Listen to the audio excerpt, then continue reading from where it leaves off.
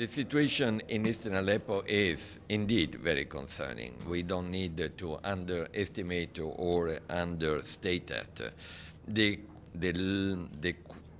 area which is still under armed control control of the armed groups is estimated probably very few kilometers. We are talking about perhaps 4 or 5 kilometers maximum, but perhaps even less than that. Now, the number of civilians is a major reason of concern for us. And the figures there have been, again, floating because none of us is inside.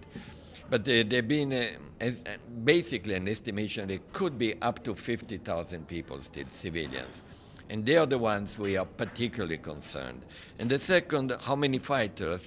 Well, there is an estimation that there are still 1,500 fighters, of which probably 30% of them al-Nusra. But all these are figures that you have to take very cautiously because they are just estimates since we are not inside the area. Now, you heard the Secretary General, Ban Ki-moon, who have been underlining the importance for everyone, in particular the government, since they are the ones who are gaining terrain, they are ones advancing, to ensure the respect of humanitarian law and the respect of civilians.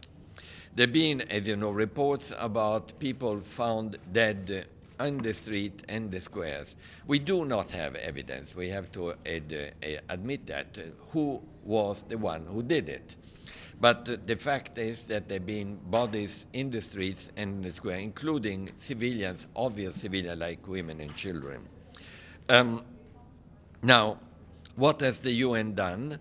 Well, first of all, we are ready. We have built up our people team and we are built up our capacity of responding. But I have to say one thing. We don't have access. Robert? Sorry. I just want to, we don't have access, I understand. Is that correct? Yeah, right.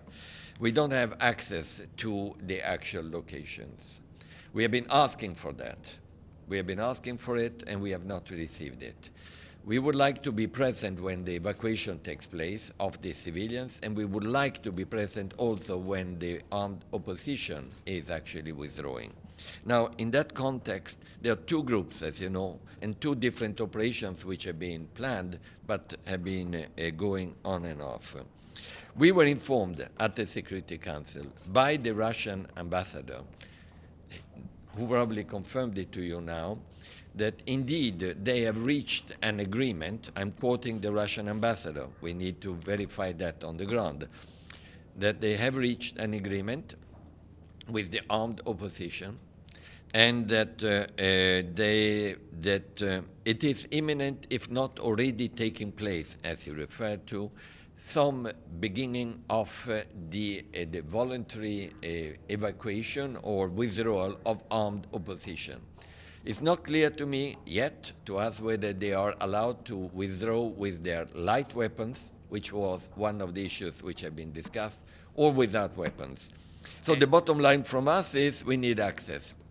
When there are rumors or announcements that things have gone badly, if we were there, we would have been able to witness, like ICRC, what has been actually happening or not. Plus to reassure the people when this is happening that we are there with them.